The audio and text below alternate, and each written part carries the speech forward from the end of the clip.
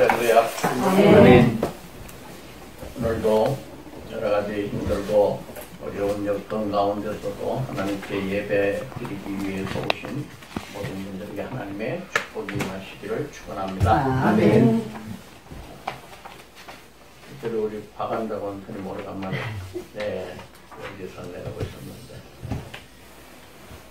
우리 오늘 말씀의 제목은 말씀으로 사는 자입니다. 여러분들이 주일날 집에 교회 오시면은 오늘 말씀의 제목이 무엇인가 하고 오셔서 좀 기도하시면서 준비하시고 그럴 때 그 말씀을 또 시간 여유가 되시는 분들은 한번 본문을 미리 읽으시기 바랍니다. 그리고 말씀의 제목은 오늘 말씀의 핵심적인 말씀을 요약해서 드리는 것이기 때문에 여러분들이 그 말씀의 제목을 꼭 기억하셔야 됩니다. 그러면은 말씀을 들으실 때 오늘의 핵심이 무엇인가 라고 하는 것을 이해하시게 됩니다. 한 가지 더 옆에 분들하고 인사 나누시겠습니다. 말씀으로 삽시다. 말씀으로 삽시다. 네. 한 번 더 하겠습니다. 광야로 갑시다. 광야로 갑시다. 오늘의 부제입니다. 제목이 있고 부제, 세컨더리죠. 부제는 광야로 갑시다입니다. 지난주까지 우리가 다니엘서에 대한 말씀을 나누었고요. 오늘은 다니엘을 중심으로 한 말씀을 마쳤습니다. 6장까지 해서 7장부터는 이제 그 예언에 관한 내용이기 때문에 나중에 요한계시록 할 때 같이 하기로 하고 누가복음으로 들어가서 말씀을 전하고자 합니다. 누가는 의사이면서 예수님의 제자로 누가복음과 사도행전을 기록하신 분입니다. 누가는 성경의 저자 가운데 유일한 이방인이고 또 안디옥에 거주하던 헬라인 의사였습니다. 누가는 책을 2권만 기록했습니다. 그래서 사도 바울은 신약성경 27권 중에 10여 개의 그 책을 기록을 하셨고, 또 요한문서가 5개로 대단히 많은 책들을 기록하셨지만, 누가는 양으로 따지면은 성경이 4분의 1, 신약 성경의 4분의 1을 기록하신 분이에요. 그러니까 굉장히 많은 방대한 양을 기록하신 분이죠. 당시 상황은 로마가 지배하던 시대였습니다.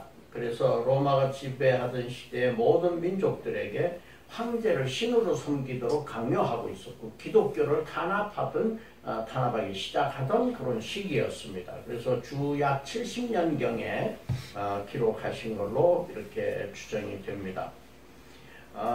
이방인과 소외된 자들에게 복음을 전하기 위한 책이다라고 우리는 볼 수가 있습니다.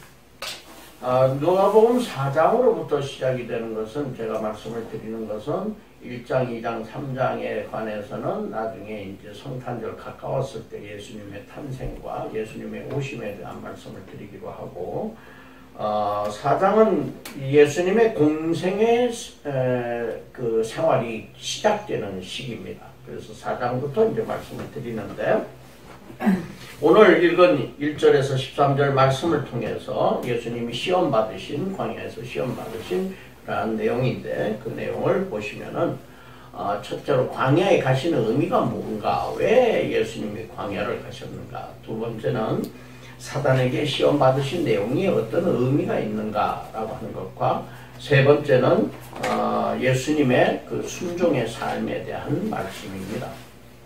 첫 번째인 요단에서 광야로 가시게 되었죠.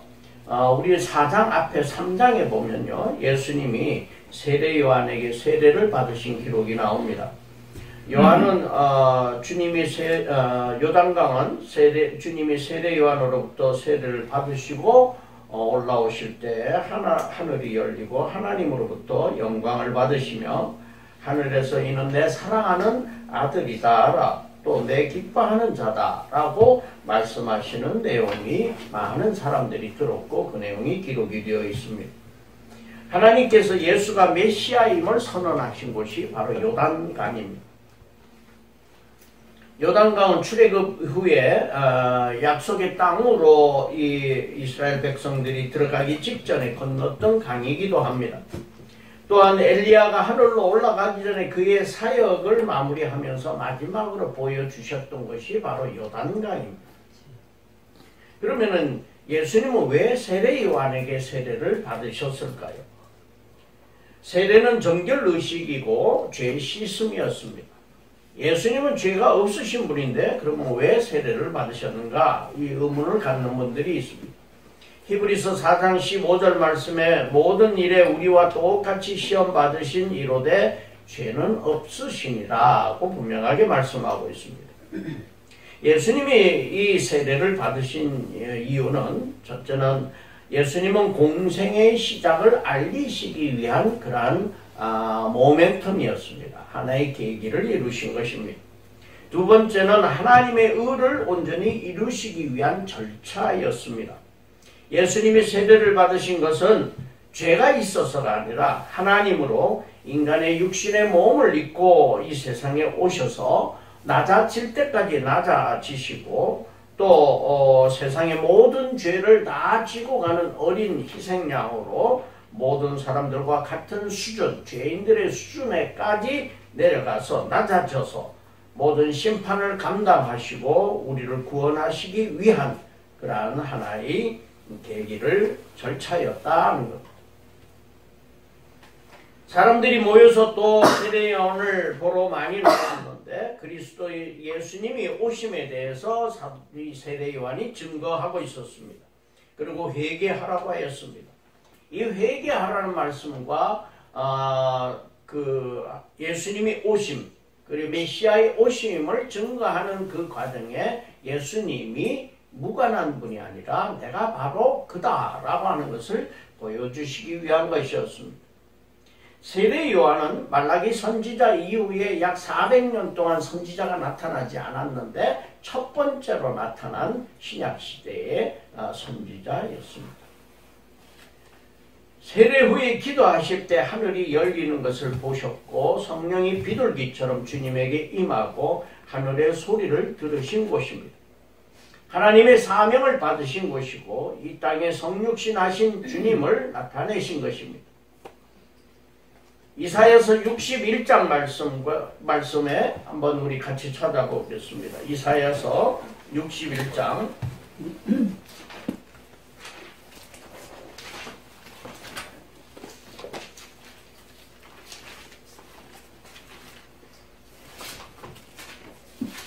1절에서 3절 말씀. 제 성경으로 1042페이지 정도입니다. 같이 읽으시겠습니다. 시작.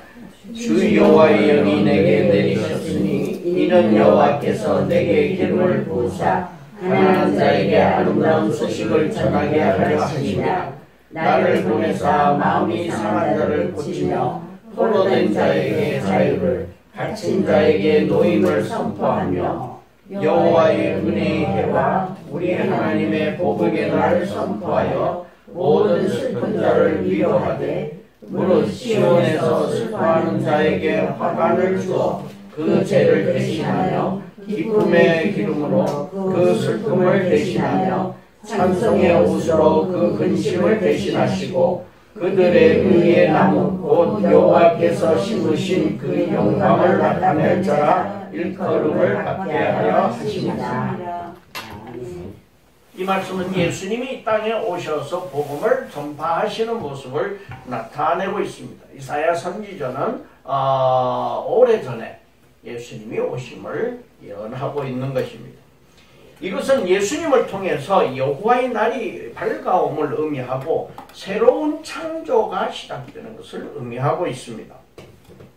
노아가 40조의 그 심판의 비를 맞고 난 후에 비둘기를 내보냅니다. 그래가지고 감람나무 잎사귀를 물고 온 것이 심판의 날이 가고 새로운 창조가 이루어졌다라고 하는 것을 의미하듯이 주님이 오신 것은 새로운 창조를 의미하고 있습니다. 요단강은 바로 주님을 통해서 새로운 창조의 시작을 알리는 곳이었습니다. 예수님의 세례를 받으신 것은 새로운 창조를 위한 예수님께서의 하나님의 말씀에 순종하신 행위인 것입니다. 그리스도는 요단강에서 우리를 위하여 죄를 담당하시고 고초를 당하시는 사명을 순종하셨던 것입니다. 중요한 사실은 주님은 세례를 받으시고 하늘의 영광을 받으신 후에 하나님의 아들로 일컬음을 받고 많은 사람들의 칭송과 영광을 받으셨는데 그 요단강에 머물지 아니하시고 광야로 가셨다라고 하는 것입니다. 주님은 영광의 자리에 머물 수 있는데도 불구하시고 광야로 가셨다라고 하는 것을 우리는 잊지 말아야 됩니다.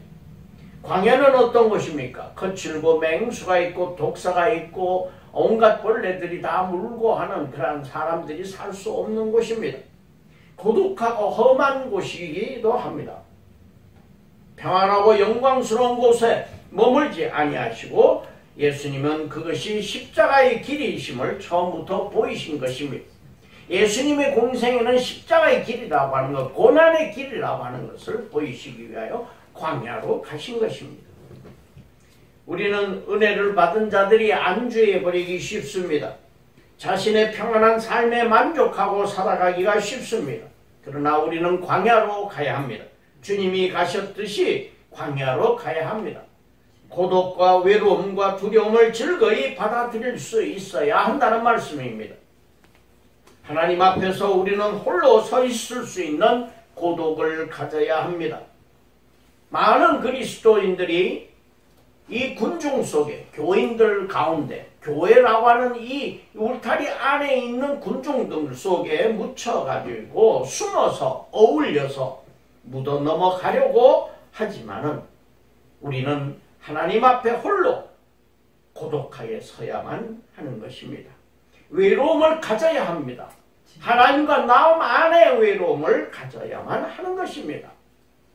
철저하게 영적인 싸움을 할 준비를 하여야 한다는 말씀입니다. 나의 내면에 있는 자아 속으로 깊이 들어가서 철저하고도 완벽하게 나의 모습을 볼 수 있어야만 한다는 것입니다. 그래야 우리는 그리스도인으로 거듭날 수 있다라고 하는 것이죠. 그러기 위해서 우리는 광야로 가야 하는 것입니다. 편안하고 따뜻한 곳에 주저앉아 있는 것이 아니라 거칠고 험한 곳으로 가야 한다는 것입니다. 나를 다 드러내는 고독과 나를 다 드러내는 외로움이 있어야 됩니다. 단절의 아픔이 있어야 합니다. 끊을 것은 끊어버리고 버릴 것은 철저히 버리는 결단의 광야 시간이 우리에게는 필요하다는 것입니다. 우리는 가진 것, 자랑할 것, 내가 내세운 것, 살아온 나의 패턴들, 좋아하는 것들, 즐기던 것들, 이 모든 것들 다 버리고 주님이 향하는 마음, 그거는 외롭고 고독하다고 할지라도 그 마음이 있어야 주님을 사랑하는 마음이라는 것입니다. 제가 목사 안수를 받고 수십 년 동안 사용하던 전공 서적들을 다 버렸습니다. 이제는 내가 그동안 공부해왔던 전공 서적이 중요한 것이 아니라 주님의 말씀이 중요하다라고 생각해서 그 책들을 다 공군사관학교 도서관에다 기증을 했습니다. 그리고 다 차에 실어서 보낼 때 대단히 아쉽고 외롭고 고독했었습니다. 그러나 우리는 버릴 것을 버리고 새로운 것을 취하고 하나님과 나만의 고독감을 가지는 것이 중요한 것입니다. 예수를 믿고 따르는 것은 하나님의 축복만 누리는 것이 아니라 우리는 먼저 예수님을 사랑하는 자로서 하나님을 사랑하는 자로서 우리 자신이 먼저 하나님 앞에 홀로 당당하게 서서 하나님을 바라보며 고독한 사랑의 고백을 먼저 해야 한다는 것입니다. 군중 속에 묻혀 있는 것이 아니라 나 홀로 나와 하나님과의 관계, 우리와 하나님과의 관계가 아니라 나와 하나님과의 관계를 갖는 나 홀로 광야에 서서 주님을 바라보는 고독이 우리에게 필요한 것입니다. 주님께서는 광야로 가신 후에 예수님은 마귀의 시험을 받으셨습니다. 그러나 주님께서 광야로 가셨을 때 예수님은 혼자 계시지 아니하시고 성령님이 함께 계셨습니다. 우리도 그러한 광야로 가면 성령님이 함께 하심을 우리는 체험하게 되는 것입니다. 주님과 1대1의 대면이 우리 모두의 고독한 광야의 신앙 고백이 되시기를 축원합니다. 두 번째는 예수님의 시험 받으심의 의미입니다. 예수님은 단순한 사탄과의 대적이 아니라 구속사적인 의미, 우리 모든 인류를 구원하시기 위한 광야의 시험을 받으신 것입니다.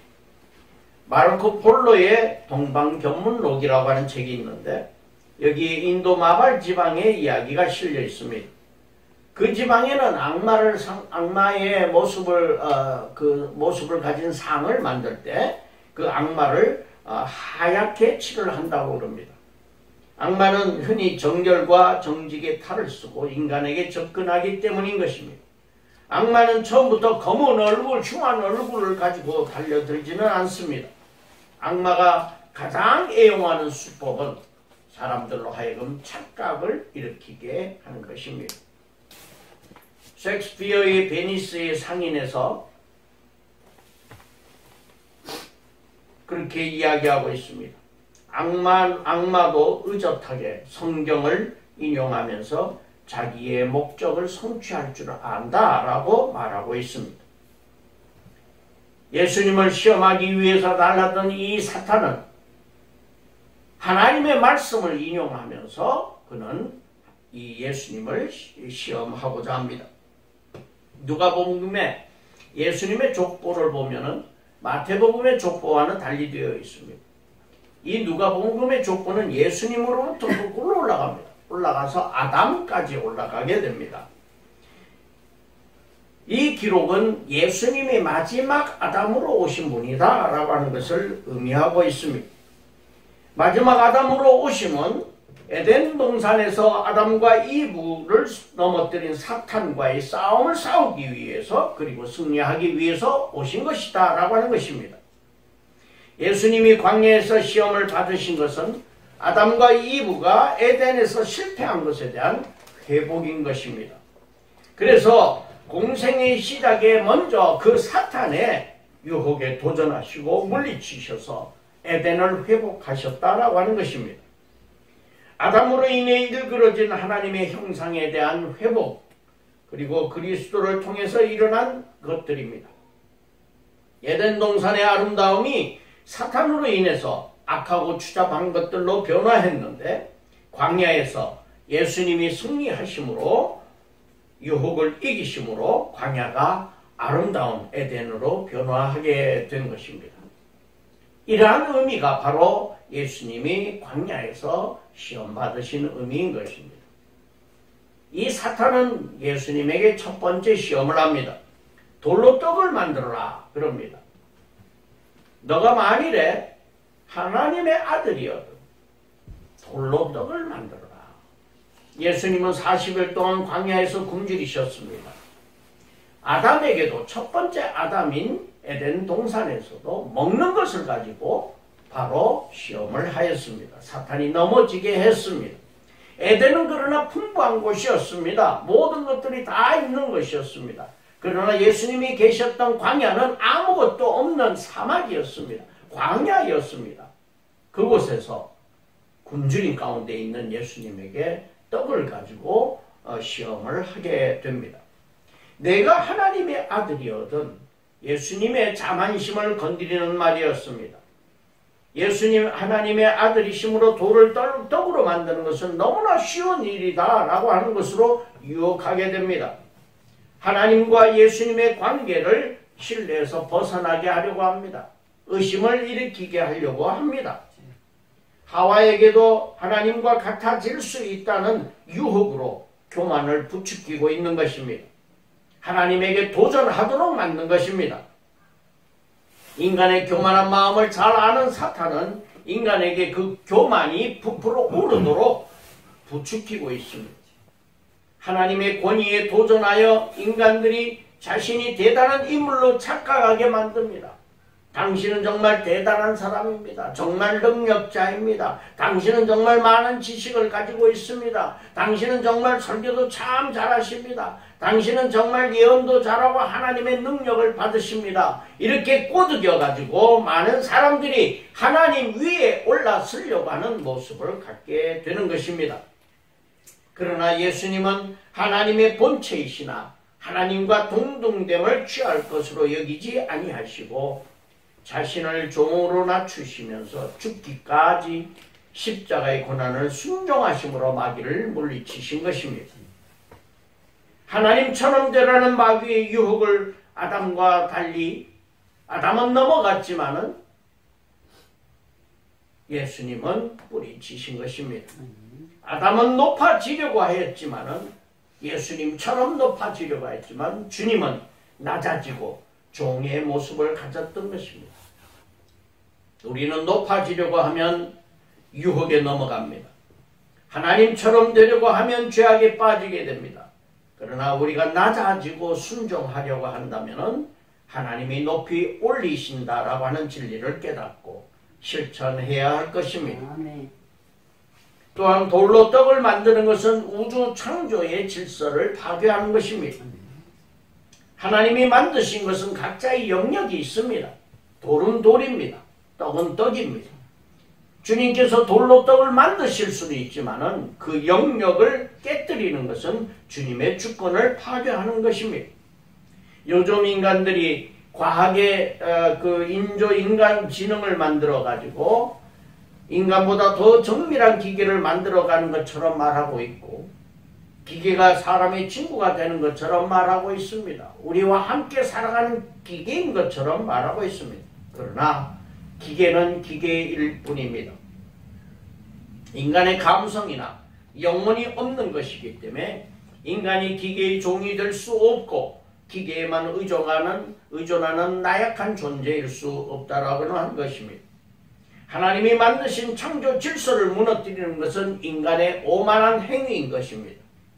인간들이 땀 흘려 일하지 아니하고 기계가 땀 흘려 일하게 만들고 인간들은 편안함만 추구한다는 것은 하나님의 창조 질서를 무너뜨리는 행위인 것입니다. 이러한 행위들이 바로 인류의 마지막이 가까워 오고 있음을 우리에게 보여주고 있는 현상인 것입니다. 예수님께서는 이 사탄의 유혹에 사람이 떡으로만 살 것이 아니라고 한 말씀은 신명기 8장 3절 말씀을 인용한 것인데 이것은 광야에서 먹던 만나가 그 자체가 아니라 만나를 먹고 가나안으로 향해 가면서 하나님의 말씀, 하나님의 주신 계명을 순종하도록 하라는 그러한 말씀인 것입니다. 우리는 만나를 가졌을 때는 만나에 집착하게 됩니다. 먹는 것에 집착합니다. 우리가 물질을 가졌을 때는 물질에 집착합니다. 권력을 가졌을 때는 권력에 집착을 하게 됩니다. 그러나 그 모든 것을 주신 분이 하나님이신 것을 깨닫고 물질이 아니라 하나님을 우리에게 주신 하나님을 바라보아라 하는 것입니다. 사람이 만나로만 사는 것이 아니라 그 만나를 주신 하나님의 말씀으로 살아야 하는 것을 강조하는 것입니다. 사람들은 배가 고프거나 또는 떡을 많이 가졌을 때 하나님은 안 보이고 떡에만 관심이 커지는 인간들의 모습입니다. 우리는 우리에게 떡이 매우 중요합니다. 떡이 없이는 살 수가 없습니다. 그러나 많은 떡을 가졌거나 적은 떡을 가졌거나 그것이 중요한 것이 아니라 그 떡은 우리의 육체적인 생명을 위해서 주신 것이고 하나님이 원하신 것은 그 떡을 주시는 하나님을 섬기라고 하는 말씀인 것입니다. 두 번째 시험은 누가복음에는 두 번째 시험이 절하라, 나에게 절하라 사탄이 얘기합니다. 마태복음에는 두 번째 시험은 성전 꼭대기에서 뛰어내리라 하고 이 두 개가 다른데 어째서 이렇게 두 개가 다른가 라고 하는 의혹을 갖는 분이 있습니다. 그러나 누가복음의 이 시험의 성격은 시간적 순서로 기록이 된 것이기 때문에 오히려 더 역사적이라고 얘기할 수가 있습니다. 마귀가 온 세상을 한꺼번에 보여주면서 자기에게 절하면은 모든 권위와 그 영광을 내가 너에게 주리라. 이것은 내게 넘겨준 것이므로 내가 원하는 자에게 주노라고 이야기하고 있습니다. 이 말은 세상이 사탄의 권세 아래에 있다라고 하는 것을 이야기하고 있습니다. 그러나 세상을 구원하러 오신 예수님께서 십자가 없이도 세상을 지배할 수 있는 능력을 내가 주겠다라고 십자가 없는 예수 그리스도를 만들려고 했던 것입니다. 이것은 명백한 거짓말입니다. 로마서 13장 1절 말씀에 권세는 하나님으로부터 나지 않음이 없나니 모든 권세는 다 하나님께서 정하신 바라. 이 세상을 움직이는 모든 섭리는 사탄이 하는 것이 아니라 하나님이 하고 계신다라고 하는 것입니다. 아담은 세상을 다스리라고 주신 모든 것을 사탄의 유혹에 넘어가서 다 빼앗겨 버렸습니다. 이렇게 뺏긴 세상을 사탄이 다스리고 있는 것으로 착각하였으나 하나님이 모든 것을 섭리하고 계시고 회복시키고 계셨던 것입니다. 예수님을 통하여 우리를 회복시키신 것입니다.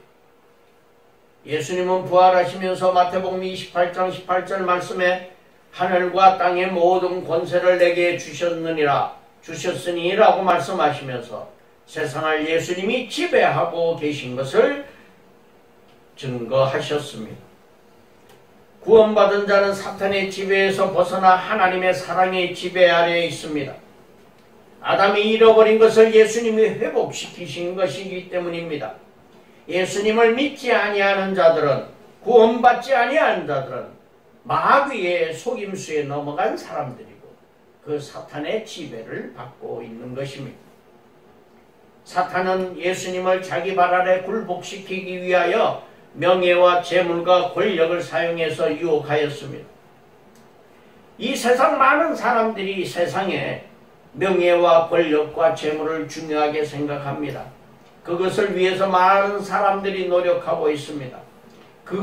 그러나 그것이 우리 삶에 필요하고 중요한 것이지만 그것을 얻기 위해서 사탄의 발 아래 굴복하는 이러한 절하는 것은 우상을 섬기는 것이고 사탄의 꾀임에 빠져버리는 것입니다.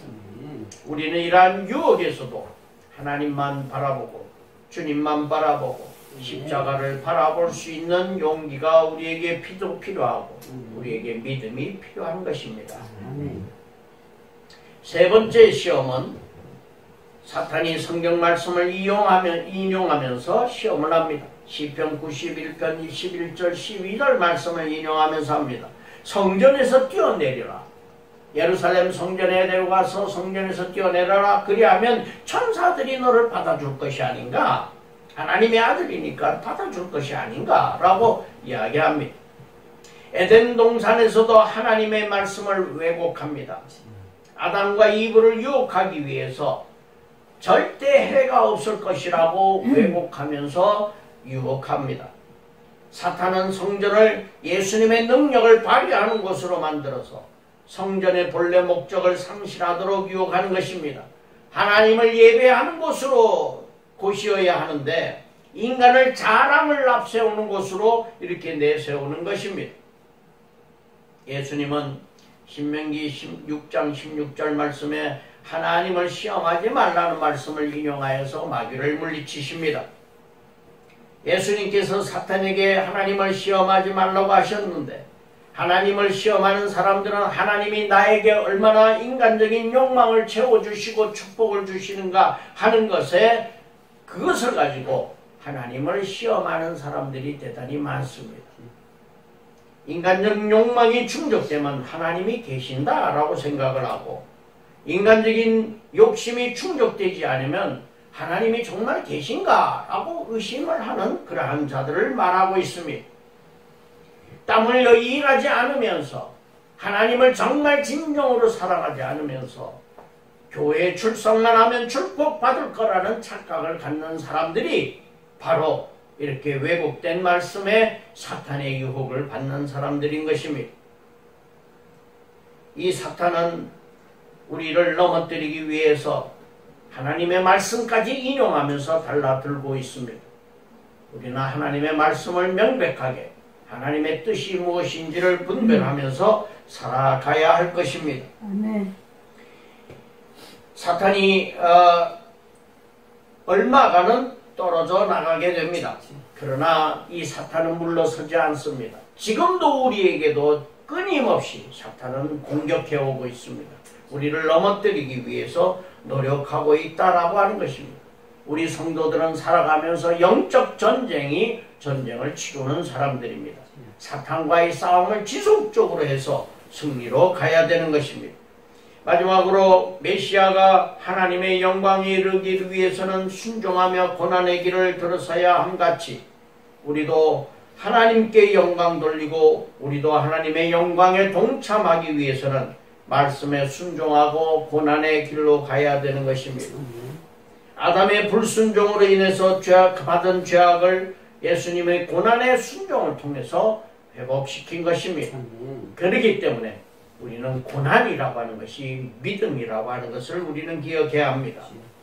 잃어버린 에덴 동산의 아름다움을 예수님의 인내와 사랑으로 회복시키셨습니다. 주님이 우리 인류를 만일 사랑하지 않는다면 과연 그 말씀에 순종하는 것이 기쁨으로 하실 수가 있겠습니까?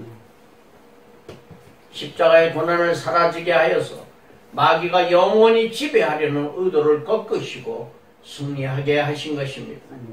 예수님은 오직 하나님만 바라보며 하나님의 말씀에 순종하기를 원하셨기 때문에 그런 마음으로 유혹을 이기실 수가 있었다라고 하는 것입니다.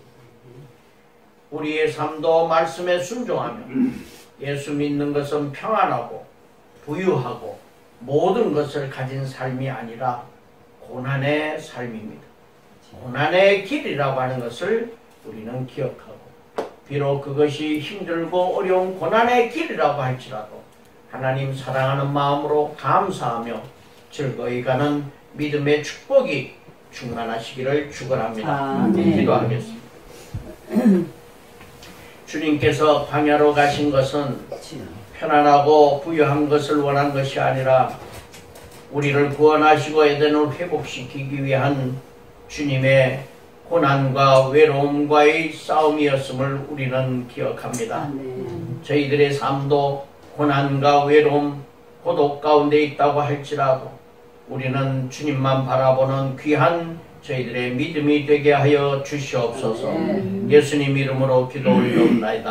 아멘.